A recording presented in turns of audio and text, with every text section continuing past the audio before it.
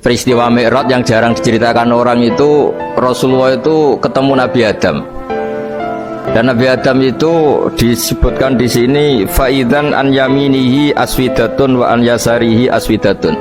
Dari sisi kanan itu ada kelompok besar, dari sisi kiri juga kelompok besar. Saya baca teks aslinya ya, tabarruk ya, supaya dapat berkah dari bahasa Rasulullah SAW. Ini cerita Nabi ketika ketemu Nabi Adam.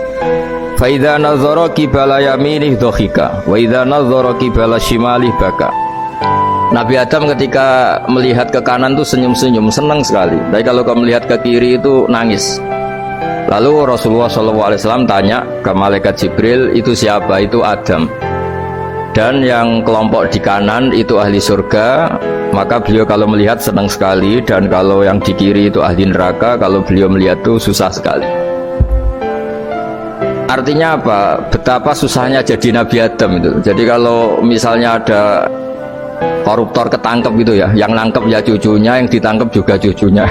Kalau kita punya anak 10 itu, terus yang satu misalnya nyuri milik temannya, milik saudaranya itu, sing naboi ya anaknya, yang ditaboi juga anaknya. Kayak apa tersiksanya seorang Nabi Adam? Karena nggak punya pilihan, pasti dari sekian kasus dolim dan mazlum, yang mendolimi maupun yang didolimi itu pasti anak cucunya.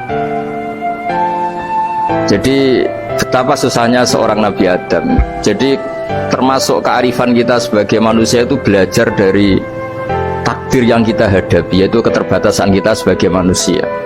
Kita harus bisa ngelola kegagalan, terima kodok kodar. Makanya kata Mbah Mun, abahnya Gus Hasin itu sering cerita ke saya, iman itu paling dhuwur itu iman kodok kodar, khairihi wa syarrihi minallah. Kita harus punya kesiapan iman khairihi wa syarrihi minallah, bahwa segala kebaikan, segala syar itu sudah digariskan oleh Allah Ta'ala. Kita bisa apa sebagai manusia? Jadi pertama Nabi Muhammad ketemu di as-sama idunya, langit paling dekat, itu ketemu Nabi Adam dengan kondisi seperti tadi. Kalau melihat ke kanan itu senyum, karena itu anak-anak beliau, turunan beliau yang ahli surga. Kalau melihat ke kiri itu nangis, karena itu cucu beliau yang ditakdir tidak jadi orang baik. Artinya kalau ada peristiwa sosial apa saja, yang satu zalim, yang satu mazlum, atau yang satu benar, yang satu salah, atau sama-sama benar tapi salah paham, itu semua adalah cucu Nabi Adam alaihi salam. Dan itu membuat beliau kadang-kadang dohika, kadang-kadang senyum, kadang-kadang baka, kadang-kadang nangis. Jadi itu yang menjadikan tambahnya arifnya Rasulullah SAW.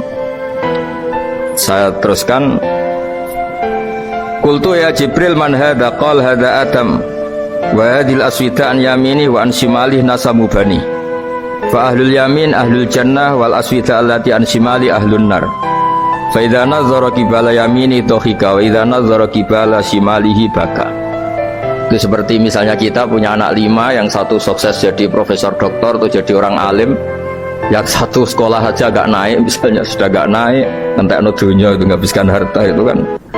Tapi barokahnya itu mungkin kita mau jadi sombong tidak jadi gitu, karena punya anak yang nggak sukses. Mungkin barokahnya punya anak nggak sukses itu meredam keangkuhan kita, terus kita menjadi orang yang sopan dengan tetangga, dengan orang lain, karena dipaksa punya hal-hal yang seperti itu. Jadi semua yang ditakdir Allah, kalau kita ridho itu pasti baik.